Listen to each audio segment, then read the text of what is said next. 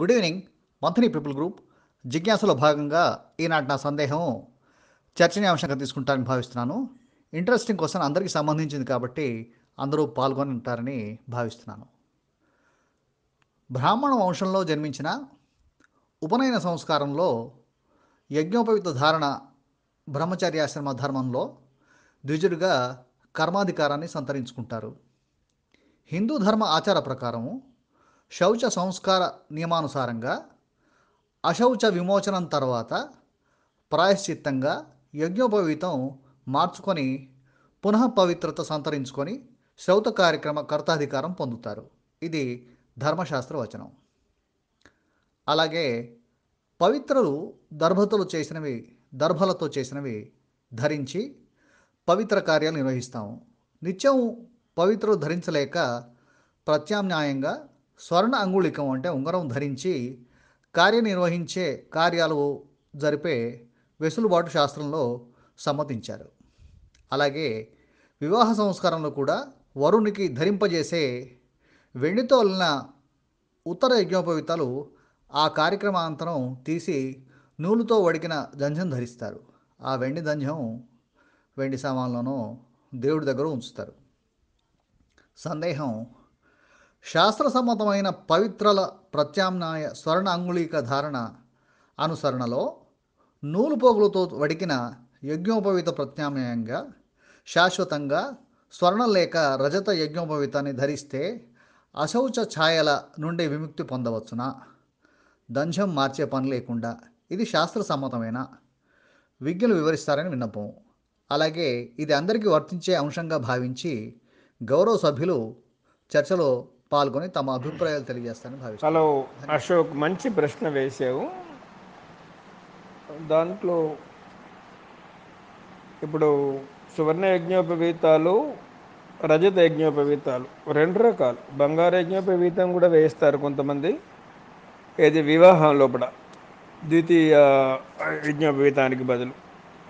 రజతం కూడా వేస్తారు, అది ఎవరి వాళ్ళ దాన్ని బట్టి ఉంటుంది. ఎప్పుడైతే మీకు వివాహంలో అది వేస్తున్నారో, సాధారణంగా మన మంతన పద్ధతి మాత్రం లేదు. మంతనలో సువర్ణ యజ్ఞోపవీతాలు ఇవి ఈ మధ్య వచ్చినాయి, కానీ ఆ కాలంలో ఎదిలే. అంటే బహుశా అది మనకు దాని యొక్క అనుకోవాలి, ఆ టైంలో లేదనుకోవాలి. అంటే మన దగ్గర ఆర్థికంగా పరిస్థితులు అనుకోవాలి. ఇప్పుడు కొన్ని పద్ధతులు మంతెనలో లేనివన్నీ తర్వాత పుట్టుకోవచ్చినాయి. అవి ఆర్థికంగా ఎదిగిన తర్వాత ముఖ్యంగా మొదటికి తీసుకోవాల్సింది ఏంటంటే ములత్రాడు. అన్నమాట. ములత్రాడు వెండిది వేసుకుంటాం కదా. అసలు యాక్చువల్గా లేని వెండిది వెండి ములతరాడు శ్రేష్టం. వేసుకోవచ్చు, అదేం తప్పేం లేదు. ఎప్పుడైతే ములతరాడు వెండిది వేసుకుంటున్నావో, నువ్వు సువర్ణ యజ్ఞోపవీతాలు వేసుకున్నా, నవతంతు ధారణ అవి చేసుకొని ఆ కర్మ కరెక్ట్గా ఉంటే నీకు అది సరి అయిన పద్ధతిలో ఉండే అది ఉంటే వేసుకోవచ్చు. నువ్వు అన్నట్టుగా అబ్రాడ్ వాళ్ళ కోసం అని అంటున్నావు కదా, అక్కడ దొరకదు, ఒక గిట్ట ఇదైపోతుంది, తర్వాత మళ్ళీ ఇది పవిత్రంగా ఉండాలి అంటే కూడా మళ్ళీ ఉంటుంది అనేది. అది ఒకవేళ స్వర్ణయజ్ఞోపవీతాలు వేసుకుని కన్వీనియంట్గా ఉంటుంది అని అంటే వేసుకోవచ్చు, అదేం లేదు. దాంట్లో ఎందుకంటే ఇట్లా వేస్తున్నారు. నీకు వెయ్యకుండా ఉంటే ఇది లేదు, కానీ ఎప్పుడైతే పెళ్ళిళ్ళల్లో వేస్తున్నారో ఈ పద్ధతి ఉన్నది, ఆచరించవచ్చు, దానికి ఏం అది లేదు. తర్వాత పవిత్రలకు కూడా బంగారు పవిత్ర అని, అది ఆ పితృ పవిత్రలు వేరే తిరిగా ఉంటాయి. ఆ పవిత్రలు చేసుకొని కర్మ చేసుకోవచ్చు. మామూలుగా కూడా వెండి ఉంగరం కానీ బంగారు ఉంగరం కానీ పెట్టుకొని కూడా చేసుకోవచ్చు, దానికి రిస్ట్రిక్షన్ ఏం లేదు. కానీ మొత్తం మీద పవిత్రం ధృత్వ అంటే పవిత్ర మాత్రం కంపల్సరీగా పెట్టుకోవాలి, ఏదో ఒకటి పెట్టుకొని దాన్ని బట్టి చేసుకోవాలి. మంచి ప్రశ్న ఇది. సాయిరామ్. రుద్రపట్ల అశోక్ గారు మంచి జిజ్ఞాస ప్రశ్న జోరుదారుగా సంధించారు. యజ్ఞోపవీతం కూడా లోహంది వేసుకోవచ్చా అని. ఒక ఆమె కాళ్లకు బంగారు పట్టీలు పెట్టుకుంటే వారించి చెప్పాను, పేరు చెప్పకూడదు, బాగుండదు, పైసలు ఉన్నాయి కదా అని చెప్పేసి వేసుకోవడం, పైసలు లేనప్పుడు వేసుకోకపోవడం అక్కడ సమస్య కాదు. శాస్త్రం అంటూ ఒకటి ఉన్నది కనుక దాన్ని మనం పాటించాలి. దుర్లభ సర్వమంత్రేషు గాయత్రీ ప్రణవాన్విత నగాయత్ర్యాదధికం కించిత్ త్రయీషు పరిగీయతే. 3 వేదాల్లో గాయత్రిని మించింది ఏదీ లేదు. అది చేయడానికి మనము గాయత్రి కోసం అని చెప్పేసి మనం యజ్ఞోపవీతాన్ని ధరిస్తాం. ద్విజత్వం వచ్చిన తర్వాత, ద్విజత్వం అంటే 2 జన్మలు. ద్విజ అంటే పాము, ద్విజ అంటే పక్షి, ద్విజ అంటే బ్రాహ్మడు, ద్విజ అంటే వైశ్యుడు, ద్విజ అంటే క్షత్రియుడు. ద్విజ అంటే 2 జన్మలు ఎత్తే వాళ్ళందరూ కూడా, పాము కూడా 2 జన్మలు ఎత్తుతుంది, పక్షి 2 జన్మలు ఎత్తుతుంది. కాబట్టి ఈ ద్విజత్వం అనేటువంటిది మనకు వచ్చింది సంధ్యావందనం చేయడానికి అర్హత. కనుక యజ్ఞోపవీతం వేసుకున్నప్పుడు యజ్ఞోపవీతానికి కొన్ని పరిమితులు ఉంటాయి, లోబడి ఉంటుంది. మనం కంసాలి దగ్గర కనుక వెండితో బంగారుతో యజ్ఞోపవీతం చేయిస్తే దానికి తాత్కాలికమైనటువంటి మహత్వం ఉంటుంది తప్ప శాశ్వతం ఉండదు. ఎందుకు చెప్తున్నానంటే, మీ చేతి యొక్క బెత్తాతోటి 96 బెత్తాల దారాన్ని తీసుకొని దానితో మల్టిపుల్ చేసుకుంటూ యజ్ఞోపవీతాన్ని వడకడం మాకు చిన్నప్పుడు నరసింహారాజు గారి ఇంట్లో మేము వేదానికి పోయినప్పుడు ఒక 6 సంవత్సరాలు సుమారుగా మేము నేర్చాం. మంచి యజ్ఞోపవీతాలు స్వయంగా వడుక్కునే వేసుకునేవాళ్ళం. ఎవ్వరు కూడా అందులో ఎక్స్పర్ట్ మార్పక వినాయక్ సార్ చాలా మంచి సన్నగా వడికేవాడు. పల్లి గంగాధర్ వాళ్ళు మంచిగా దంధ్యాలు వడికేవాళ్ళు.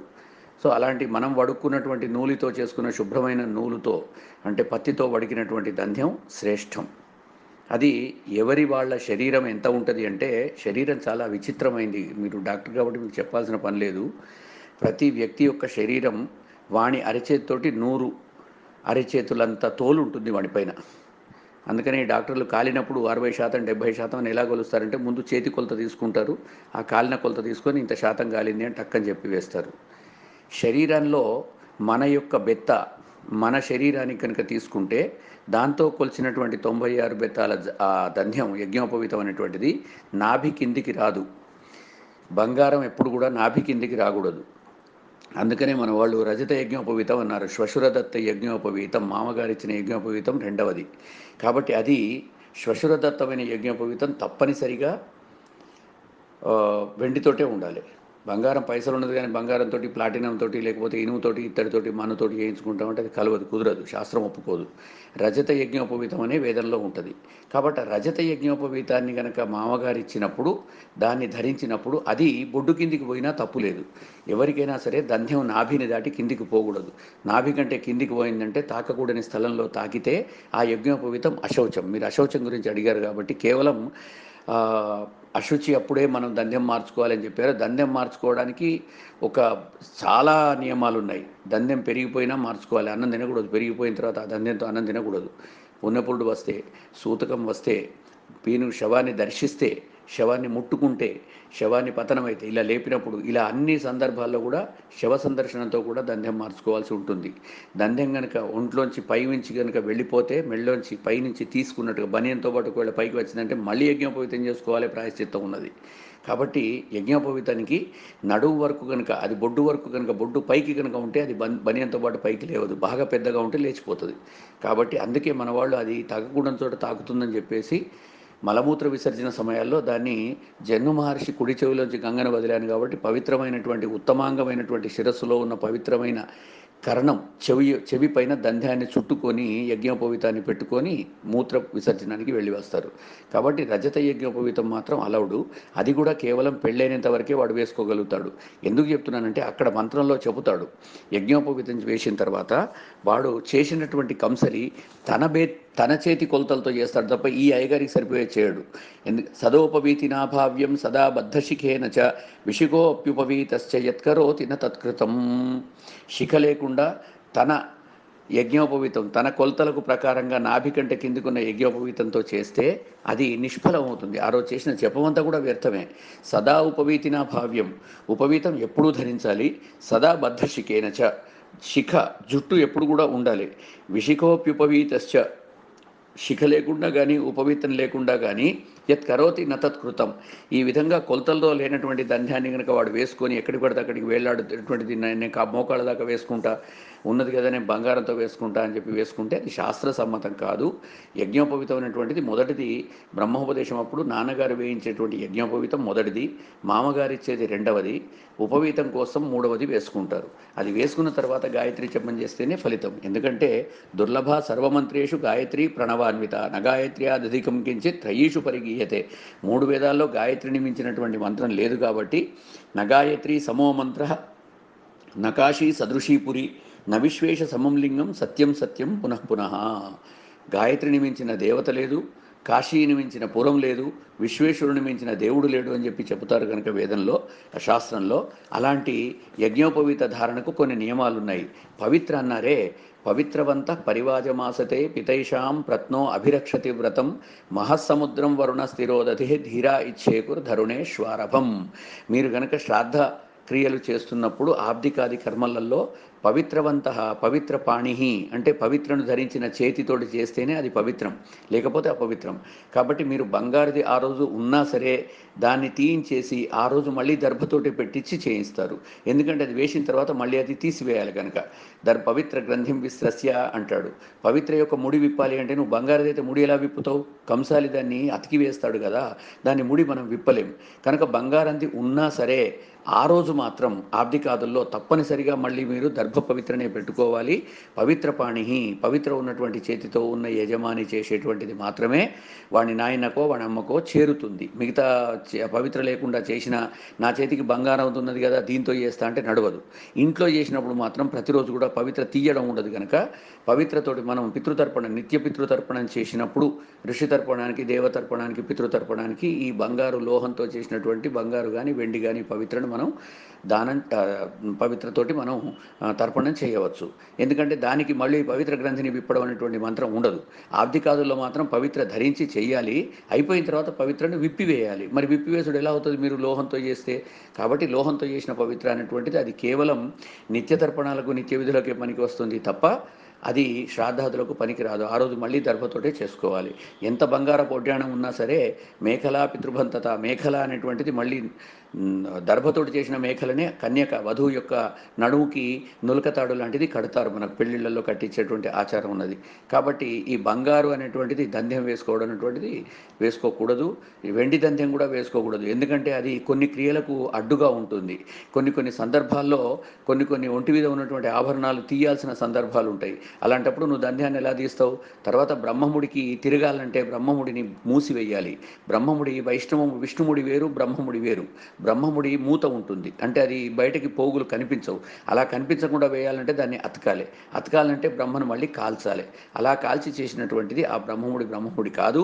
ఇది కేవలం దొంగదంధ్యమే తప్ప యజ్ఞోపవీతం అనేటువంటిది ఆయన అల్లుండి విష్ణుమూర్తిగా స్మరిస్తూ, విష్ణుమూర్తికి బంగారం అంటే వెండి అంటే ప్రీతి కాబట్టి ఆయనకు అల్లునికి సమర్పించేసి తర్వాత మామూలు యజ్ఞోపవీతమే వేస్తారు. ఆనాటి నుంచి రెండవ యజ్ఞోపవీతం ఆయన మెళ్ళో పడుతుంది.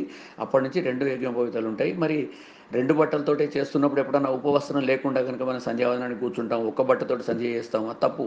కాబట్టి 2వ బట్ట ఉండాలి కనుక దుప్పటి అంటారు. ద్విపటం, పటద్వయం ఉండాలి, అంటే వస్త్రాలు 2 ఉండాలి ఒంటిపైన వస్త్రద్వయం లేకుండా మనం ఎలాంటి క్రియలు చేయకూడదు. అక్కడ అంటే చెడు కర్మలలో మాత్రమే మనం ఎప్పుడైనా శవస్పర్శన సందర్భాల్లో ఒంటి బట్ట నడుస్తుంది. కానీ 2 బట్టలు అనేటువంటివి ఉండాలి. గురువుల దగ్గరికి పోయినప్పుడు 2 బట్టలు ఉన్నా సరే పై వస్త్రాన్ని నడువు కట్టుకోవాలి తప్ప ఒంటి మీద వేసుకోకూడదు. అప్పుడు కూడా 2 బట్టలు ఉండాలి, కానీ ఒకటి కట్టుకోవాలి, ఒకటి నడుముకు చుట్టుకోవాలి అని చెప్పి శాస్త్రం చెబుతుంది. ఈ విధంగా బట్టలు కట్టుకోవడానికి, యజ్ఞోపవీతం వేయడానికి ఉన్న నియమాలను మనం పాటించాలి తప్ప ఇది ఇలా చేస్తే బాగుంటుందా అని మీరు ప్రశ్న అడిగారంటే మీకు తెలియక కాదు, అద్భుతమైన ప్రశ్న మీరు అడిగారు. కానీ ఏంటంటే దీంట్లో ఉన్నటువంటి మర్మం ప్రజలకు మీరు చెప్పాలని మీ యొక్క మంచి కాంక్ష నాకు నచ్చింది. ఇది వేసుకోకూడదు. బంగారం ఎప్పుడు కూడా నడువు దాటి కిందికి రాకూడదు. నడువు కంటే కిందికి వెండి వేసుకోవచ్చు తప్ప బంగారు వేసుకోకూడదు. అందుకనే వడ్డాణం కూడా నడుము బొడ్డు పైన, నాభి పైననే వడ్డాణాన్ని ధరించాలి. నాభి కిందికి బంగారాన్ని ధరిస్తే అది అశుభం. అలాగా మన వాళ్ళు ముక్కు పుడక కానీ, చెవి రింగులు కానీ, కమ్మలు కానీ, నెక్లెస్లు కానీ, బ్రాస్లెట్లు కానీ, నడువుకు వేసుకున్నటువంటి వడ్డాణం వరకు మంగళసూత్రం లాంటివి అన్నీ బంగారంతో ఉండవచ్చు. కాకపోతే కాళ్ళకు వచ్చేటువంటి పట్టీలు, మట్టెలు ఇలాంటివన్నీ కూడా వెండితోటే చేయించుకోవాలి తప్ప బంగారం దానికి వాడకూడదు అని చెప్పి విధి నిషేధాలు ఉన్నాయి. ఆ విధంగా మనం కనుక పాటిస్తే చాలా సంతోషం. ధన్యవాదాలు. మంచి ప్రశ్న అడిగారు. అయితే ఒకసారి ఇలాగే మన పెద్దిరాజు పురుషోత్తం గారి వాళ్ళ నాన్నగారు పరమపదం చెందినప్పుడు నన్ను అడిగారు బ్రాహ్మణులకు ఏమిస్తే బాగుంటుందని. నేనన్నా అందరికీ కూడా ఒక వెండి రజత పవిత్ర దానం చేయండి సార్ అని చెప్పాను. మరి అది జరిగిందో లేదో తెలియదు, కానీ పవిత్ర కనుక ఇస్తే బ్రాహ్మణులకి చాలా పుణ్యవంతం. ఎందుకంటే వాడు చేసే పితృతర్పణం ప్రతిరోజు వాడి తండ్రికి చేస్తూ ఉంటాడు. జ్ఞానతో అజ్ఞానతశ్చ, అందరికీ కూడా మళ్ళీ తర్పణం విడుస్తాడు. కాబట్టి తెలిసిన వాళ్ళకు, తెలియని వాళ్ళకు అందరికీ కూడా తర్పణం జరుగుతుంది. కనుక అలా వేసినప్పుడు ఏకే చాస్మత్కులే జాతాః అంటూ మన మంత్రంలో కూడా వస్తుంది. కాబట్టి మన కులంలో ఉన్నవాళ్ళు, మన వంశంలో ఉన్నవాళ్ళు, మన ధర్మంలో ఉన్న వాళ్ళందరికీ కూడా అది చేరుతుంది ఒక అంశ, చిన్న పార్ట్. కాబట్టి తప్పనిసరిగా బంగారం దానం ఇచ్చినా మంచిదే, వెండి దానం ఇచ్చినా మంచిదే. కానీ అవి రెండింటిని పెట్టుకొని మాత్రం మేము తర్పణాలు మేము పితృ కార్యాలు చేస్తామంటే మాత్రం శాస్త్రం ఒప్పుకోదు. ధన్యవాదాలు. మంచి ప్రశ్న అడిగారు. పవిత్ర అనేటువంటిది చేతికి పర్మనెంట్గా పెట్టుకోవచ్చు. యజ్ఞోపవీతం కూడా వెండిది పర్మనెంట్గా వేసుకోవచ్చు. కానీ పర్మనెంట్గా వేసుకుంటే ఇప్పుడు వచ్చేటువంటిది చెవుకు వేసుకోవాలంటే అది మడత పడదు, తిరగదు. నూలుదైతే అతను స్వయంగా వాడుకున్నదైతే దాన్ని తీసివేయడానికి కూడా తీసి బండగట్టి నూతిలో మొత్తాలి. మరైతే బంగారం నూతిలో మొత్తలేస్తామా?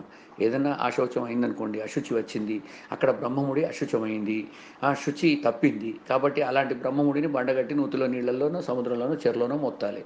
అలా మొత్తుదామని కనుక అనుకుంటే, అంత చేద్దాం అనుకున్న వాళ్ళు ఎవరైనా వెండి యజ్ఞోపవీతాలు ధరించవచ్చు. కానీ బంగారం మాత్రం అది ఒప్పుకోదు. ఎందుకంటే నాభి కంటే కిందికి ఉంటుంది కనుక అది ఒప్పుకోదని చెప్పి నా భావన. ధన్యవాదాలు. మీరు అంగి అశోక్ గారు, సత్యనారాయణ మీ మంథని. ప్రశ్నకు మన సత్యనారాయణ గారు చాలా బాగా చెప్పారు. యజ్ఞోపవీతము, దాని ప్రాశస్తత, మళ్ళీ ఈ మరి అదే కాకుండా ఈ పవిత్ర గురించి, ఆ, తర్వాత సువర్ణ, రజత, తామ్ర ఈ యజ్ఞోపవీతాలు ఎందుకు వేసుకోకూడదు, మరి పెళ్ళిలో వేస్తారు కదా, దాన్నే మళ్ళీ కంటిన్యూ చేయొచ్చు కదా అన్న దానికి కూడా చాలా చెప్పారు. అంటే నాకు తెలిసింది కొంచెం చెప్తాను, వాళ్ళు డీటెయిల్గా చెప్పారు. ఈ యజ్ఞోపవీతం అనేటిది మనకు ద్విజులు సంస్కారం తర్వాత వేసుకునేటిది. ఇది మ్, ఒక ఒక యజ్ఞవంత అటువంటి మహత్తర కార్యక్రమంలాగా చేసి మరి దాన్ని ఆ మంత్రించిన మహిమలతోటి, అంటే ఒక్కొక్క దైవగణాన్ని దాంట్లో సమంత్రకంగా స్తుతించి ప్రతిష్ఠిస్తారు. అంటే వాళ్ళు చెప్పినట్టు ఏంటంటే ఇది దీన్ని ఉపవీతం అంటే సూత్రం అని చెప్పేసి కూడా ఉంది. సూత్రం అంటే మన ఈ దారంతో, నూలు దారంతో వడికిందే వేసుకోవాలని చెప్పేసి. ఎందుకంటే ఆ తంతులు, అంటే ఆ పోగులు ఒక్కొక్కటి వీళ్ళు చెప్పినట్టు 3 పోగుల్లో మళ్ళీ చిన్న చిన్న పోగులు వేసుకుంటే 9 పోగులు, మళ్ళీ ఆ 9 పోగులు ఇంటూ 3 అంటే 27 చిన్న చిన్న పోగుల్లాగా ఉంటాయి, అంటే దారాల్లాగా. అటువంటివి పేని మా ఫాదర్ చెరకా మీద వడికేవాడు, కౌడాతోటి కూడా వడికేవాడు సన్నగా. అప్పుడు నాకు గుర్తు, అప్పుడు మేము ఆల్మోస్ట్ ఆయన ఉన్నంత వరకు కూడా మాకు వడికి పంపేవాడు. అవి మనకు బొడ్డు కిందికి లేకుండా ఉండేటివి. దంద్యాలు చాలా సన్నగా ఉండేది, అవి కూడా తెగిపోకుండా చాలా రోజులు ఉండేది.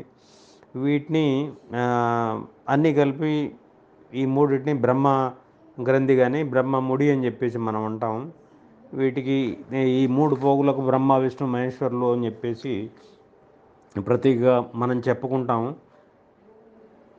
ఎందుకు బంగారు, రాగి అది వేసుకోకూడదంటే వాళ్ళు చెప్పినట్టు కరెక్టు. ఎవరో కంసాలి వాడు చేస్తాడు అప్పటి వరకు, లేకుంటే షాపులోనో దొరికిన ఆ మిషన్ మీద తీసిన వెండి తీగను తీసుకొని వస్తారు, పురోహితులైనా వీళ్ళైనా కూడా. అది సంస్కరించబడినది కాదు, లేకుంటే సమంత్రకంగా దాన్ని ఎవరన్నా తయారు చేసింది కాదు. అన్ని బెత్తాలు కానీ 96 బెత్తాలు అని చెప్పారు. అన్నీ మంత్రాలతోటి కూడుకున్నది కాబట్టి అప్పటిదప్పుడు వేసి తీసేస్తారు. తీసేసి మళ్ళీ నూలు దంద్యమే వేస్తారు. మామ ఇచ్చింది ఈ దంద్యాన్ని. ఎందుకంటే ఈ బ్రహ్మసూత్రాన్ని మొత్తం ఈ 9 దీంట్లో ఏంటంటే 9 తంతులలో 9 మందిని ప్రతిష్ఠించి ఉంటాయి కాబట్టి. అంటే ప్రథమ తంతు ఓంకారం, ప్రథమ తంతు ఉన్న స్వామి అంటారు ఓంకారము, తర్వాత 2వ దాంట్లో అగ్ని, 3వ దాంట్లో నాగదేవతలు, 4వ తంతులో చంద్రుడు, 5వ దాంట్లో పితరులు, 6వ దాంట్లో ప్రజాపతి, 7వ దాంట్లో వాయువు, 8వ దాంట్లో సూర్యుడు, ఇంకా 9వ దాంట్లో ఇతర దేవతలు అని చెప్పేసి ఒక్కొక్క తంతులో ఒక్కొక్క దేవతను, ఒక్కొక్క మంచి దేవతను, అంటే దైవగణాలు అంటారు వీటిని, స్తుతించి దాన్ని తయారు చేసేసి మనకు ఉపనయనం రోజు వేస్తారు కాబట్టి. పెళ్లి రోజు కూడా మామగారు ఇస్తారు. ఇంకో దంద్యం కూడా మళ్ళీ 3 దంద్యాలు పెళ్ళైన వాడికి ఉంటాయి. కానీ ఇంత మంత్రించి వేసింది కాబట్టి ఇది ఈ నూలు వడికిన దారానికి అంత మంత్రో బలం ఉంటుంది. సో కాబట్టి ఈ రజతం కానీ తామ్రం కానీ లేకుంటే సువర్ణం కానీ వేసుకుంటే దానికి వాల్యూ ఉన్నా కూడా దానికి మంత్రబలం ఉండదు. అప్పటి అప్పటి వరకే ఆ పెళ్ళి తంతు వరకే చేస్తారు అది. కాబట్టి కంపల్సరిగా ద్విజుడు అనేవాడు లేకుంటే క్షత్రియుడు, వైశ్యులు వీళ్ళు కూడా ఏంటంటే ఇది వడికిన దారంతో వేసుకోవాలి. కానీ ఈ కాలం ఏంటంటే కొన్నవి దొరుకుతున్నాయి, అవి చూస్తే బొడ్డు కిందకి కాదు ఎక్కడి వరకు ఉంటాయి, నానా అవస్థలు పడాల్సి వస్తుంది వాటితోటి, ఈ దారాలతోటి. కాబట్టి ఇప్పటికి కూడా మంతెన నుంచి వడికినవి తెప్పించుకొని వేసుకుంటాం మేము. శ్రావణ మాసం వస్తుంది ఇప్పుడు, దంజాల పుణ్యంకు అందరు కూడా ఈ వేసుకోవాల్సి వస్తుంది నెక్స్ట్ మంత్ ఈ శ్రావణ పూర్ణిమ రోజు. సో కాబట్టి కృష్ణ సత్యన్న చాలా విపులంగా చెప్పారు. అశోక్ అన్న, మీరు యజ్ఞోపవీతం గురించి అడిగారు, చాలా చక్కటి ప్రశ్న అడిగారు. యజ్ఞోపవీతం వెండితో ఎందుకు వేసుకోవాలి? అశౌచం కోసం. ఈ నూలుతో వడికినది నిత్యం అశౌచమయ్యే సందర్భాలలో అని అన్నారు. అయితే యజ్ఞోపవీతం ఎందుకు వేస్తామో మీకు తెలుసు, ఉపనయన సంస్కారానికి. దాని గురించి నేను కొత్తగా చెప్పే అవసరం లేదు. యజ్ఞార్థం ఉపవీతం, యజ్ఞోపవీతం. సో యజ్ఞాలు, స్వాధ్యాయాలు, వేదాలు నేర్చుకోవడానికి ఉపవీతంగా యజ్ఞోపవీతం మనం అంటే యజ్ఞోపవీతం బ్రాహ్మణులకు దాంట్లోనే ఉంటుంది. నిత్య నైమిత్తిక కార్యకర్మ అనుష్ఠాన యోగ్యతా సిద్ధ్యర్థం యజ్ఞోపవిధారణం కరిచి. అంటే మనం అన్ని కార్యాలు చేసుకోవడానికి మనకు ఉపయుక్తమయ్యేది యజ్ఞోపవీతం. బ్రాహ్మణునికి సంస్కారం, షోడశ సంస్కారాలలో ఒక సంస్కారం. అయితే ఈ యజ్ఞోపవీతం కూడా మనం వేసేటప్పుడు మంత్రాలు ఉంటాయి. ఇప్పుడు మనం చేస్తున్నాం ఒకరోజు యజ్ఞోపవీతం, కానీ యజ్ఞోపవీతం అనేది ఉపనయనం చేసే సంస్కారం 5 రోజుల సంస్కారం. ఈ 5 రోజుల సంస్కారం చేసినట్టయితేనే మన బ్రాహ్మణులకు నిత్యాగ్నిహోత్రం చేసే అర్హత వస్తుంది. ఇప్పుడు మనం చేసుకునే ఒక్కరోజు ఉపనయనంతో నిత్యాగ్నిహోత్ర అర్హత రాదు. నేను సోమయాజులను చాలామందిని అడిగిన పిమ్మట నాకు తెలిసిన విషయాలు ఏంటంటే, వివాహానికి ఎన్ని రకాల తంతులు ఉంటాయో అన్ని రకాల తంతులు యజ్ఞోపవీతానికి ఉపనయనానికి ఉంటాయి. అక్కడ ఉత్తరదంజము వెండితో వేయడానికి ఏంటంటే అదొక దీక్ష చివరి రోజున మాత్రమే నువ్వులతో వడికిన అది వేస్తాం. అయితే బ్రాహ్మణునికి అర్హత లేదు. బ్రాహ్మణునికి ఉపనయనమయ్యి తండ్రితో ఉపదేశం, గాయత్రి మంత్రోపదేశం జరిగింది అంటే అప్పుడు నూలుతో వడికింది వేయాలి. క్షత్రియునికి జనపనారతో వడికింది వేయాలి. అదే వైశ్యునికి ఊలు, అంటే ఇప్పుడు మనం గొర్రె, మేకల వాటి యొక్క చర్మంతో ఉంటాయి కదా, ఊలుతో వడికింది. ఇది శాస్త్రం చెప్పింది. ఆపస్తంభ సూత్రాలు, పురాణము వీటిల్లో చెప్పబడింది. ఇది యజ్ఞోపవీతానికి అర్హత. ముందే ఎందుకు మనము మరి బంగారంది ఎప్పుడు వేయచ్చు అంటే, బంగారం శౌచమనేం కాదు, బంగారం శౌచమనే ఎక్కడ రాసిలేదు. అయితే ఎందుకు వేస్తాము అంటే ఆ 4 రోజులు మనం దీక్షార్హతలో ఉండి మొదటి రోజు నుంచి ఆ వేదిక మంత్రాల అర్థం ఏంటంటే ఉపనయనకు సంయుక్తం అవుతున్నా అనే ఉద్దేశంతో ఉత్తరదంజం వేసి చివరి రోజు ఏదైతే ఉన్నదో ఆ రోజు నూలుతో వడికింది యజ్ఞోపవీతం వేస్తారు. ఆ యజ్ఞోపవీతం కూడా నూలుతో వడికిన దానికి కూడా చాలా పవిత్రతగా ఉన్నాయి. మీకు తెలిసి అందరికీ 96 బెత్తలతోటి బ్రాహ్మణుడు లేదా బ్రాహ్మణ కన్యచే వడికిన దారాన్ని తీసుకొని 96 బెత్తలతో చేయాలి. ఈ బెత్తలు కూడా ఒక్కొక్క దాంతో కూడా భూ అనే మంత్రంతో, అంటే వ్యాకృతులు భూ, భువ, సువ ఈ మంత్రాలతోటి మొదలుపెట్టి ఆపో ఇష్టామయోభ అనే మంత్రాలతోటి యోవశవతమోరస తస్మా రంగమావో ఈ మంత్రాలతోటి, ఇంకా మన దగ్గర అబ్లింగన మంత్రాలు ఉంటాయి. హిరణ్యవణ చెప్పావక అని ఒక మంత్రం, సంధ్యావనంలో వస్తాయి. యాసాగం రాజావరణో అని ఒకటి, యాసాన్ దేవాన్ వికృన్నంతి భక్ష్యం అంతరిక్షే ఇదొకటి, శివే నమ చక్షుప ప్రశతాప శివ ఈ మంత్రాలతోటి అభిషేకం చేసి భూరగ్నించ పృథివీంచమాంచ త్రిగంస లోకాన్ సంవత్సరచ్చ ఇటువంటి మంత్రాలతోటి వాటితో పేనుతాం. పేని ఈ మంత్రాన్ని ముడివేసి అప్పుడు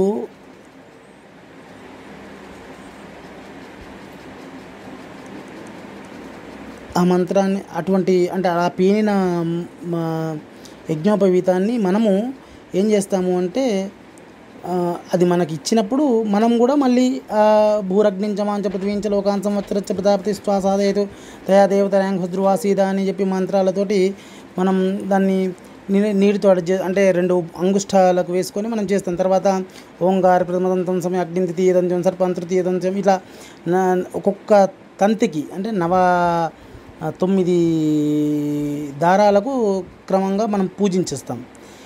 ఇంత పెద్ద క్రతువులో మనకు మాత్రం ఇచ్చింది ఏదైతే ఉన్నదో, బ్రాహ్మణునికి అర్హత ఉన్నది ఏదైతే ఉన్నదో, పత్తితో వడికిన నూలు దారం, ఇది మాత్రమే మనకు అర్హత. ఇది శాస్త్రం చెప్పింది. అయితే వెండి బంగారాలు వేసుకునడం మాత్రం అర్హత లేదు. అది ఓన్లీ ఉత్తరదంజం అంటే దీక్షారంభానికి వేసుకునే కంకణం ఏ విధంగా అంటే ఎవరైనా పూజకు కంకణం కట్టుకుంటామో అలాగే.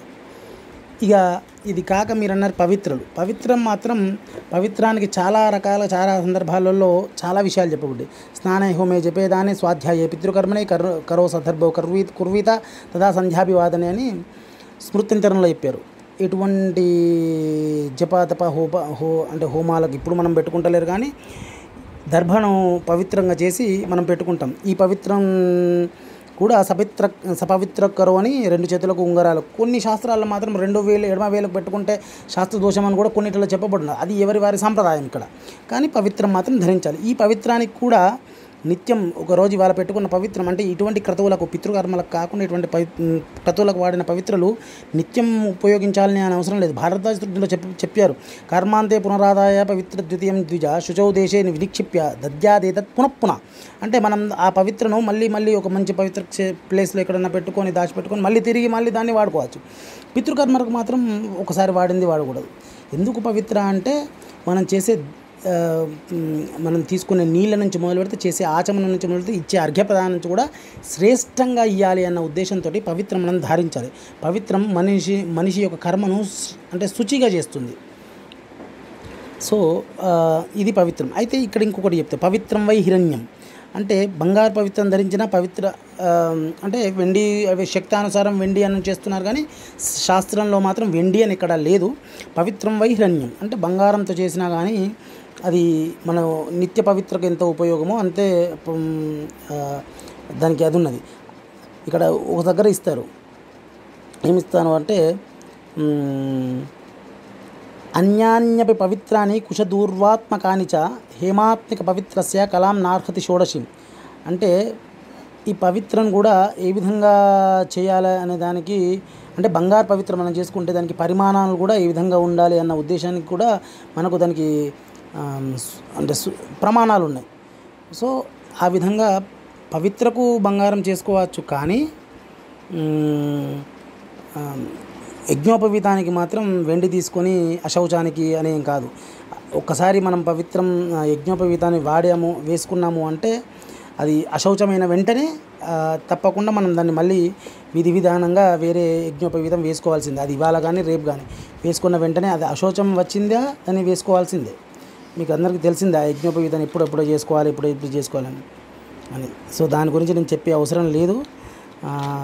సో చిదాకాష్టం చితేర్ధూపం చండాలం చ రజస్వలాం శివం చ సూతికాన్ సృష్ట సచేలో జలమాభిషేతని తజేత్ వస్త్రం చ సూత్రంచ ఆచార్యేంద్రులు చెప్తారు. అంటే రజస్వలాల స్త్రీలను శవమును బాలేంద్రాలను వీటన్నింటిని ముట్టుకుంటే యజ్ఞోపవీతాన్ని పునః మార్చుకోవచ్చు.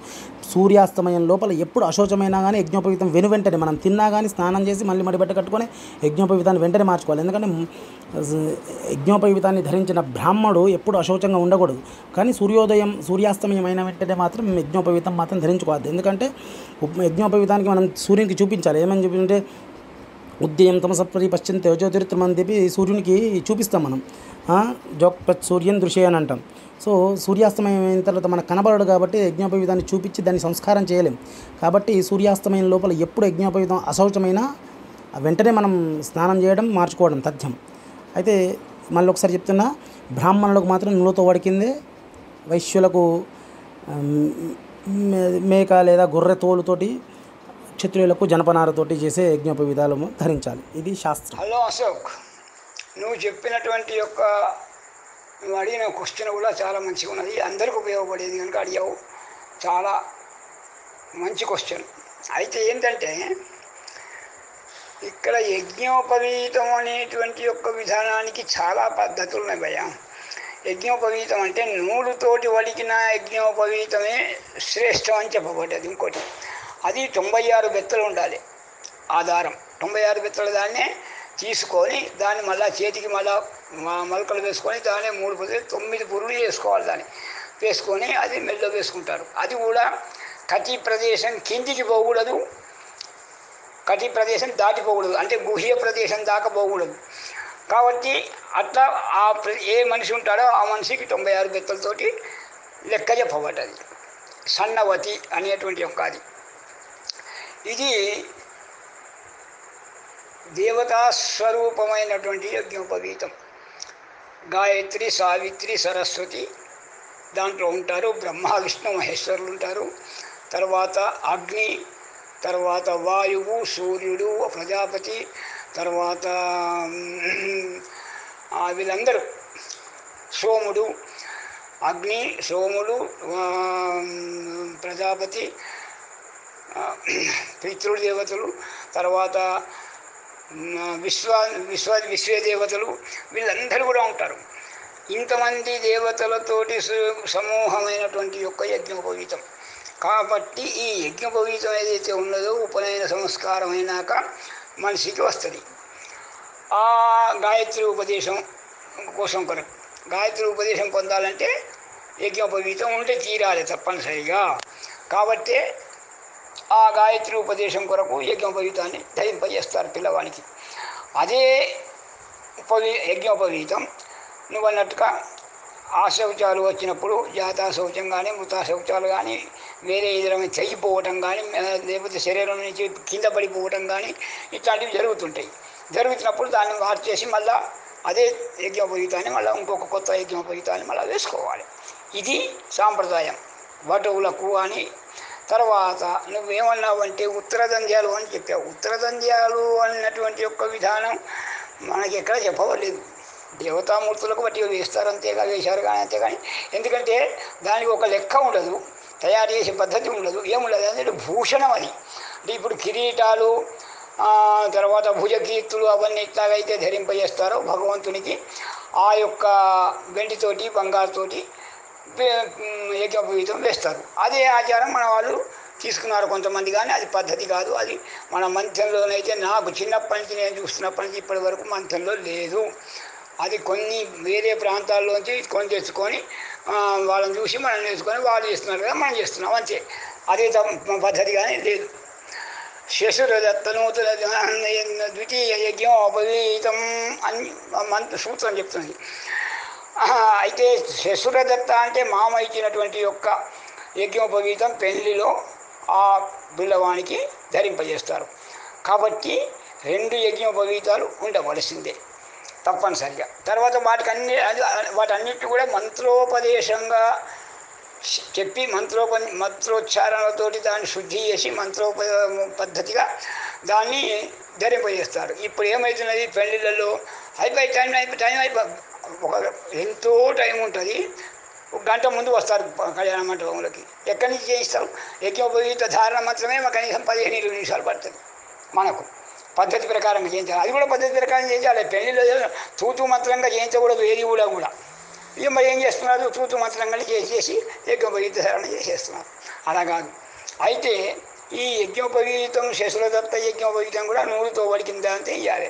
ఈ ఉత్తరదంధ్యాలు అనేటువంటి ఒక విధానం మరి నాకైతే సోమయాదులను ఎన్నోసార్లు అడిగా, ఏందయ్యా మరి వెండి బంగారు దంధ్యాలంటే అది మనకు లేవురా, ఎక్కడ లేదు, అది శాస్త్రంలో కూడా చెప్పబడలేదు అని చెప్పాడు. అయితే నువ్వేమన్నావు? ఈ యొక్క వెండి బంగారు చాలా విలువైనటువంటి యొక్క ద్రవ్యాలు, తర్వాత పవిత్రమైనటువంటి ద్రవ్యాలు కాబట్టి వాటి వలన కూడా ఏదైనా ఉపశమనం లభిస్తుందా, ఇంకా ఏమైనా శక్తి ఎక్కువ వస్తుందా అని అంటాం. కానీ రాదు, అది లేదు, ఆ పద్ధతే లేదు. ఎందుకంటే ఆభరణాలు పెట్టుకోమని చెప్పాడు. ఎక్కడైనా కర్ణాభరణాలు కానీ చేతికి కానీ ఆభరణాలు పెట్టుకుంటే ఆ ఆభరణాల ద్వారా నీకు రేసెస్ పడి శరీరం మీద పడి ఆ ఆభరణంలో ఉన్నటువంటి వజ్రాలు కానీ బంగారం మీద కానీ పట్టి నీ శరీరంలో ఉన్నటువంటి సమతుల్యం చేస్తాయి అంతే. వెండి కానీ బంగారం కానీ. అవి మొలతాడు కూడా తప్పనిసరిగా ధరించాలి. అది కూడా శరీరాన్ని కంట్రోల్ చేస్తుంది, మన వేడిని కంట్రోల్ చేస్తుంది. కాబట్టి ఇవన్నీ ఏంటంటే మన వాళ్ళు ఆరోగ్య సూత్రాలను మనసులో పెట్టుకొని తర్వాత వైదిక పరంగా చెప్పినటువంటి యొక్క పద్ధతులు. ఇంకా ఏమంటాడు, వటువుకు అజినంతో యజ్ఞోపవీతం తయారు చేసి ఏమంటాడు అంటే జింక తోలుతోటి అంటే ఏం చేస్తున్నాం సాధారణంగా దానికి ఒక గిత్త జింక తోలు తెచ్చేసి దానికి రంధ్రం చేసి దాన్ని ఆయనతో పూర్త యజ్ఞ వడుగులో కడుతున్నాం. కాదు, అసలు ఏంటంటే యజ్ఞోపవీతం అంటే వటువుకు జింకతోలే యజ్ఞోపవీతం ఆయనకు, ఆ పిల్లవానికి. కాబట్టి అట్లాంటివన్నీ మనకు అటువంటివి దొరకవు. మళ్ళీ అట్లాంటి పోయినా కొద్ది మళ్ళీ దొరకవు అని చెప్పేసి మన వాళ్ళు ఏం చేసి ఈ నవతంతు విధానం అనేటువంటి ఒక పద్ధతి లోపల ఈ 9 పొర్ల నూతన యజ్ఞోపవీతం కార్పాస యజ్ఞోపవీతాన్నే పెట్టమని చెప్పి శాస్త్రం చెప్పబడ్డది. అంత లాంఛనానికి మాత్రం జింకతోలు పెళ్లి ఉపనయనంలో పెడతారు. మళ్ళీ కొన్ని రోజులు కాగానే మళ్ళీ తీసేస్తారు. అది దానంతటా లేకపోతే పోనీ అని చూస్తారు అట్లా. కాబట్టి ఇది ఏమిటి అంటే ఇవన్నీ కూడా శాస్త్రంలో చెప్పినవేమో మంచి పద్ధతులు. శాస్త్రం కాకుండా తర్వాత కొంతమంది ఆచరిస్తున్నారు కొన్ని ప్రాంతాల వాళ్ళు అని వాళ్ళని చూసి మనం నేర్చుకొని చేసేటువంటి ఒక పద్ధతులు అవి ఎవరి వాళ్ళ ఇష్టాచారం అంటారు దాని వాళ్ళ యొక్క వాళ్ళ సంతృప్తి కొరకే. ఎక్కడ లేకపోతే వెండి బంగారు దండాలు వేసిన నా పెళ్లికి కాలేదు, మా నాయన వాళ్ళ పెళ్లికి కాలేదు, మా పెళ్లి వేరే వాళ్ళకి ఎవరి పెళ్లికి కాలేదు. కాబట్టి ఇది ఏంటంటే ఇప్పుడు ఈ ప్రభావం అంటే ఈ 10-20-30 సంవత్సరాలు 15-20 సంవత్సరాల నుంచి వచ్చింది, కానీ అంత పూర్వం లేకుండే. దానివల్ల ఏమి ఉపయోగం కూడా ఉండదు. మీరు ఎట్లా చేస్తావు నువ్వు అక్కడ బ్రహ్మముడి ఏది, గాయత్రి ఏది, అక్కడ బ్రహ్మముడే కావాలి కదా. బ్రహ్మముడి లేకుంటే యజ్ఞోపవీతానికి పద్ధతే కాదు కదా. కాబట్టి ఇవన్నీ మనం దృష్టిలో పెట్టుకొని మనం విచారం చేయాలి. ఇంకా నువ్వు పవిత్రుల గురించి అడిగావు, చాలా మంచి క్వశ్చన్ అడిగావు. ఏ కార్యక్రమానికైనా పవిత్రులు కావాలి, శుభానికైనా అశుభానికైనా. అయితే ఈ పవిత్ర కూడా ఎట్లా ఉండాలి, దాన్ని పవిత్ర అంటే మామూలు పవిత్ర కాదు, బట్టి బంగారు రింగు దొరకడం కాదు చేయించి. పవిత్ర అంటే పవిత్ర ఇంకొక రకం కూడా ఉంటుంది. పవిత్ర అంటే గిత్తతో ఉప్పు పెట్టి కొంచెం గుండ్రగా పెట్టి కడియంలాగా చేసేసి వేస్తారు, అది కూడా పవిత్ర కాదు. పవిత్ర అంటే దాన్ని ఒక పద్ధతి ప్రకారంగా దాన్ని ముళ్ళు ఎలా ఉండాలనో అవన్నీ పెట్టి చేస్తారు. కొంతమంది అనుభవం అయినటువంటి యొక్క పూర్వకాలంలో అనుభవం ఉన్న వాళ్ళు ఋషులు నిర్దేశించిన ప్రకారంగా చెప్పిన ప్రకారంగా ఆ పవిత్రం చేస్తారు. ఆ పవిత్ర పెట్టుకోవాలి. అది సోమయాదులు జీవితాంతం ఉన్నంత వరకు ఆ పవిత్ర పెట్టుకొని అది చేసేది. అయినా శ్రాద్ధ కర్మలు అటువంటి వాటిల్లో మాత్రం దర్భలతోనే పెట్టుకోవాలి. కొన్ని యజ్ఞయాగాది కర్మల్లో కూడా దర్భలతోనే పెట్టుకోవాలి. శాంతులు, తర్వాత గృహప్రవేశాలు, తర్వాత ఏవైతే కొన్ని కార్యక్రమాలు ఉంటాయో వాటికి ఏదైనా ఉపయోగపడుతుందో వాటికి ఆ బంగారు పవిత్ర ఉండంగా కూడా ఈ పవిత్రను ధరించాలి. దర్భ పవిత్రే శ్రేష్టం. దర్భ అంటే ఏంది, విష్ణుమూర్తి యొక్క దేహంలోంచి వచ్చినటువంటి ఒక అది. ఇంకొక విధంగా ఏమంటారంటే సీతమ్మవారితో వెంట్రుకలు అంటారు. అవన్నీ మా కథలు పురాణాలు ఏవెత్తా ఉన్నా దర్భ చాలా పవిత్రమైంది. అట్లాంటి ఎన్నో రకాల దర్భలు ఉన్నాయి. ఆ దర్భలు కూడా భేదాలు ఉన్నాయి. ఒక్కొక్క ప్రాంతానికి ఒక్కొక్క తీరుగా ఉంటాయి. ఏమి దొరకకుంటే గరక దర్భ దొరకదు. ఎక్కడో ఉంటాడు, ఏ ప్రదేశంలోనో ఉంటాడు, అక్కడ దర్భ దొరకదు. దర్భ దొరకకుండా దర్భకు సమానమైంది ఏంటి అంటే గరక అంటే మనం ఇప్పుడు దూర్వాలు పెడతాం చూడు, దూర్వాలు పెట్టే గడ్డి యొక్క పొడవుగా భాగం ఉంటుంది, దాన్ని పవిత్రలాగా చేసుకొని కూడా పెట్టుకుంటూ కూడా అప్పుడు ఆ తాత్కాలికంగా ఆ కార్యక్రమాలు ఒట్టెక్కించుకోవచ్చు. ఇగో ఈ దర్భలో ఉన్నటువంటి యొక్క విధానము శ్రేష్టమైనటువంటి యొక్క విధానము. తర్వాత ఇంకా ఏంటంటే ఈ దర్భ కూడా దేవలోకం నుంచి వచ్చింది అనేటువంటి యొక్క ప్రశస్తి. తర్వాత దాని మీద అమృతం పడుతుంది, దర్భల మీద అమృతం పడుతుంది. ఎందుకంటే గరుడు అమృతం తీసుకువచ్చి దర్భల మీద పెడతాడు. దర్భల మీద పెట్టంగానే అంత దాని మీద ఉడకంగానే ఆ పాములని తాగితే వాటి నాలుగు చీలిపోతాయి. కాబట్టి అంత పవిత్రమైంది. అంటే అమృతాన్ని పెట్టేటువంటి యొక్క యోగ్యమైనటువంటి యొక్క దర్భ కనుక దానికి ఆ దర్భకు అంత పవిత్రత. ఇంకా ఏమంటాడంటే సీతారాముల వారు రామచంద్ర ప్రభు అక్కడికి పోతాడు. ఎక్కడికి, వనవాసం అయిపోయినాక లంకకు పోయేటువంటి ఒక సమయంకు సముద్రం తీరం పోయినాక అప్పుడు ఏం చేస్తాడు, ప్రాయోపవాసం చేస్తాడు, పడుకుంటాడు, స్ట్రైక్ చేస్తాడు సముద్రం మీద. అప్పుడు దర్భను పరుచుకొని దర్భ మీద పడుకుంటాడు. దర్భశయనం అని ఆ పేరు కూడా ఉన్నది ఆ ఊరికి, అక్కడ ఊరికి. కాబట్టి ఆ పరమాత్మ దర్భల మీద పడుకున్నాడు. కాబట్టి ఇంకా దర్భకు ఇంకా ముఖ్యమైనటువంటి ఒక విషయాలు ఇంకా చాలా చెప్పబడే దర్భకు. కాబట్టి దర్భకు ఉన్నంత దర్భ యజ్ఞయాగాది కర్మాలలో కూడా దర్భ లేకుంటే కార్యక్రమమే జరగదు. ఏ యజ్ఞయాగాదులు కానీ మా శ్రౌత సోనియాల తాత మామయ్య చేసినటువంటి ఒక శ్రౌత కర్మ కానీ ప్రతి దానికి కూడా దర్భ ఇంపార్టెంట్. శ్రాద్ధ కర్మలకు కూడా దర్భ కావాలి, పెళ్లిలకు దర్భ కావాలి, వడుకు దర్భ కావాలి. ఈ శుభ అశుభాలకు రెండింటికి కూడా దర్భలు, నూలు ఇవి తప్పనిసరి. బియ్యం ఇవన్నీ తప్పనిసరి అయినటువంటి అంటే అక్షితలు అంటే అక్షంతలు అంటే పశువుతోటి కలపచ్చు. పశువు కుంకుమ వేసి కలుపుతారు, తర్వాత గంధం కూడా వేసి కలుపుతారు కొంతమంది. లేకపోతే తెల్ల అక్షంతలు కూడా కొన్ని కొన్ని ప్రాంతాల్లో వాడుతుంటారు. తెల్ల అక్షంతలు మనం శివునికి పెట్టచ్చు. కాబట్టి ఇవన్నీ ఏంటంటే ఇవన్నీ మంగళప్రదమైనటువంటి యొక్క ద్రవ్యాలు. ఈ మంగళప్రదమైనటువంటి యొక్క ద్రవ్యాలను పెట్టుకొని మనం కార్యక్రమాలు చేసేది ఉంటే వాళ్ళ యొక్క కోరికలు సిద్ధిస్తాయి తప్పనిసరిగా అనేటువంటి యొక్క విధానం చెప్పబడ్డది. కాబట్టి ఉత్తర దంధ్యాల విషయం మనకు ప్రసక్తి లేకుండే ఒకటి.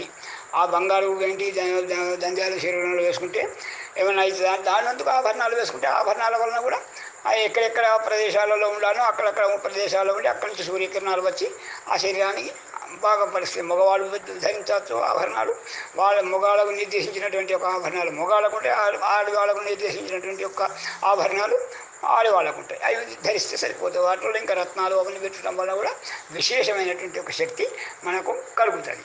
కాబట్టి నువ్వు చెప్పినట్టు ప్రకారంగా దర్భ పవిత్రలే చాలా శ్రేష్టమైనది. దర్భ పవిత్ర లేకుండా ఏ పని కాదు, దర్భ లేకుండా ఏ పని కాదు అది. కాబట్టి ఈ దర్భ అనేటువంటి ఒక విషయానికి చాలా చెప్పబడ్డది. దాని రకాలు కూడా ఎన్నో రకాలు చెప్పబడ్డాయి. ఒక్కొక్క ప్రాంతంలో ముళ్ళు కొచ్చగా ఉంటుంది, కొన్ని దళసరిగా ఉంటాయి, చీరుకుపోతాయి. కొన్ని రాజస్థాన్ అటకాలు ఉండేటువంటి వెడల్పుగా ఉంటాయి దర్భలు. కాబట్టి ఇప్పుడు మన గౌతమి తీరంలో దొరికేటువంటి ఒక దర్భ వేరే, కృష్ణానది తీరంలో దొరికేటువంటి ఒక దర్భ వేరే. ఒక్కొక్కరు మాలే గొప్ప అంటే మాలే గొప్ప అనుకుంటారు. అది మనకు అవసరం లేదు. కావాల్సింది ఏంటంటే దర్భ అనేటువంటిది మనకు కావాలి. దర్భ అంటే పవిత్రమైనటువంటి యొక్క వస్తువుల లోపల ముఖ్యమైనటువంటి యొక్క వస్తువు దర్భ. ఆ దర్భ ఉత్పత్తి కూడా ఎన్నో రకాల్లో ఎన్నో విధాలుగా పురాణాల్లో చెప్పబడ్డది. కాబట్టి అట్లా పవిత్రమైనటువంటి దర్భతోటి చేసినటువంటి పవిత్రే శ్రేష్టం. బంగారు పవిత్రను పెట్టుకోవచ్చు. బంగారు పవిత్ర అంటే ఇలా కొట్టి ఉబ్బు ఉండి అట్లాంటిది కాదు, రింగు కాదు. పవిత్ర చేయించుకోవాలి. దాంట్లో ముడి ఉంటుంది, అట్లా దాన్ని అల్లినట్టుగా కనిపిస్తుంది మనకు మంచిగా పైన. కాబట్టి అట్లాంటి పవిత్ర శ్రేష్టం. అది పెట్టుకొని కార్యక్రమాలు చేసుకోవచ్చు. దాన్ని పెట్టుకొని కూడా మళ్ళా దర్భ పవిత్ర మళ్ళీ పెట్టుకోవాలి, తప్పనిసరిగా పెట్టుకోవాలి. కాబట్టి చాలా మంచి క్వశ్చన్ అడిగావు. ఇది అందరికీ పడేటువంటి ఒక క్వశ్చనే. చాలా సంతోషం. ఈ పవిత్రలు యజ్ఞ పవిత్రాలు రెండు వేసుకోవచ్చు. ఇంకా కొంతమంది 3 వేసుకుంటారు, 4 కూడా వేసుకుంటారు. 3 ఎందుకంటే ఉత్తరీయం అంటే మనం మీద ఒకవేళ వస్త్రం లేదనుకో, దొరకలేదనుకో, సంధ్యావందనం చేసుకోవాలి, ఏదో కార్యక్రమం చేసుకోవాలి. ఆ 3 యజ్ఞోపవీతం అయితే వస్త్రంగా ఉపయోగపడుతుంది. 4 వేసుకుంటారు. 4 ఎందుకు వేసుకుంటారు అంటే తోపంటి పోతుంటారు, ప్రయాణం చేస్తుంటారు, ఎవరికో ఒక దందాలు పోతాయి పాపం, వానికి దందం లేకుండా ఉంటుంది. అప్పుడు ఆ 4 తీసి అతనికి ఇవ్వచ్చు.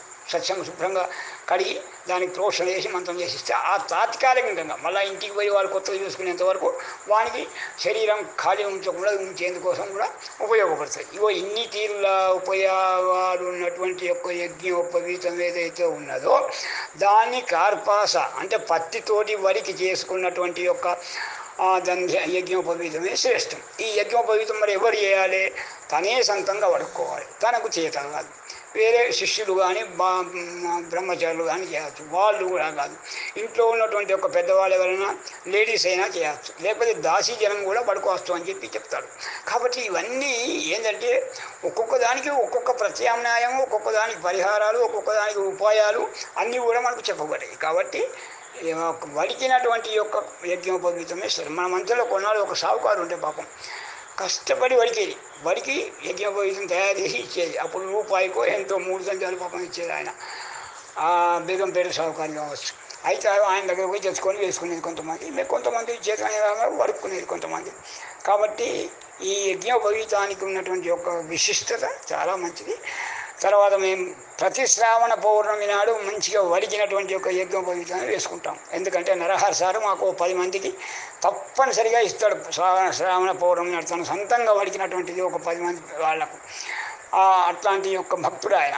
ఎప్పుడు రికా ఉన్నప్పుడల్లా వాడికి దందాలు తయారు చేసేటువంటి ఆయన దందాలు ఎట్లా ఉంటాయి ఎక్కడైనా వేసుకుంటే శరీరం మీద వేసుకున్నట్టే ఉంటుంది. అంత సన్నగా అంత మంచిగా ఉంటాయి. కాబట్టి ఈ వడికేటువంటి దాంట్లో కూడా నైపుణ్యం ఉంటుంది ఎంతోమందికి. కొంతమంది కొబ్బరి భూషణిగా పొట్టు లోపల ఈ 3 దంజాలం పెట్టినటువంటి వాళ్ళు కూడా ఉన్నారు. రంగి బాబు వడికేది అట్లాగే సన్నగా. మా అవధానంలో అమర్నాథ్ వడికేది పుల్లన్నహరి కొడుకు, కొల్లారు సీతన సారు. వీళ్ళు వడికితే ఆ దంజాలు ఎట్లా ఉండేదంటే చాలా సన్నగా ఉండేది. ఆ 3 దంజాలను భూషణిగా పొట్టులో పెట్టేది. అది అంత విశిష్టమైనటువంటి యొక్క. ఇప్పుడు నరహర్ సారు వడికేది కూడా అంత సన్నగా ఉంటాయి. కాబట్టి ఈ యొక్క లెక్క ప్రకారంగా, కొలత ప్రకారంగా, శాస్త్రం చెప్పిన ప్రకారంగా మనం యజ్ఞోపవీతాన్ని ధరించవలసి ఉంటుంది. దానికి భిన్నమైనా కానీ అవశేషాలు వచ్చినా కానీ వాటిని తీసేయవలసి ఉంటుంది. ఇదంతా చాలా మంచి క్వశ్చన్. చాలా సంతోషం. అందరికీ ఉపయోగపడేది. శుభం. సభ్యులందరికీ ఉపయోగపడే విధంగా ఇవాళ చర్చ సాగింది. చాలా సంతోషం. ద్విజుల యజ్ఞోపవీత నియమానుసారాన్ని, యజ్ఞోపవీత ధారణను, అధికార విశిష్టతను, నూలు దారంతో వడికిన యజ్ఞోపవీత పవిత్రతను, దాని ధాతు యజ్ఞోపవీత లక్షణాలను అద్భుతంగా సభ్యులందరికీ ఉపయుక్తంగా వివరించిన బ్రహ్మశ్రీ రంగసత్యనారాయణ గారికి హృదయపూర్వక ధన్యవాదాలు. అలాగే యజ్ఞోపవీత కరోపాత చేతితో వడికిన 96 బెత్తల నిడివిగల దంజాని విశిష్టతను, అతి శ్రేష్టమైన కృష్ణార్జున యజ్ఞోపవీత శ్రేష్టతను, అశౌచ పరిణామాల ప్రక్రియలో పవిత్రాల ప్రాధాన్యతను చక్కగా వివరించిన బ్రహ్మశ్రీ అవధాన్ రాధాకృష్ణయ్య బాబు గారికి నా హృదయపూర్వక ధన్యవాదాలు. అలాగే పతితో స్వయంగా వడికే యజ్ఞోపవీతం ధరిస్తే అలంకార భూషణ్ ధాతు నిర్మితం కన్నా చాలా ఉత్తమమైనదని శాస్త్ర ప్రమాణంగా వివరించిన శ్రీ అవధాన కృష్ణమూర్తి గారికి హృదయపూర్వక ధన్యవాదాలు. అలాగే యజ్ఞోపవీతంలోని ప్రతి పోగులోని దైవశక్తికి అంకితమయ్యే విధంగా చక్కగా వివరించిన శ్రీ కొల్లారం పాండురంగమూర్తి గారికి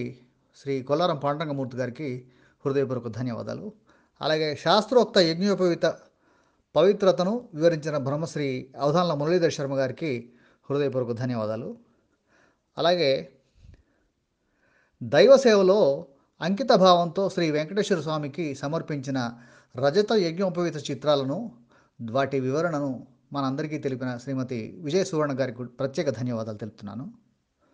ప్రోత్సాహకర స్పందన తెలిపిన శ్రీ పెద్దరాజు పురుషోత్తం గారికి, శ్రీ రామడుగు వేణు గారికి, శ్రీ నచ్చగారి మార్కండే గారికి, డాక్టర్ రవిశంకర్ పోలిశెట్టి గారికి, శ్రీమతి హేమ గారికి, శ్రీ శ్రీకాంత్ గారికి, శ్రీమతి వనజ గారికి, శ్రీకిషోర్ గారికి, శ్రీమతి భవానీ గారికి, శ్రీమతి శోభా జోషి గారికి, శ్రీమతి అరుణ గారికి, శ్రీమతి శ్రీవాణి గారికి, శ్రీమతి శశికళ గారికి, శ్రీమతి హేమ గారికి నా ప్రత్యేక ధన్యవాదాలు తెలియజేస్తున్నాను. సభ్యులందరికీ ధన్యవాదాలు.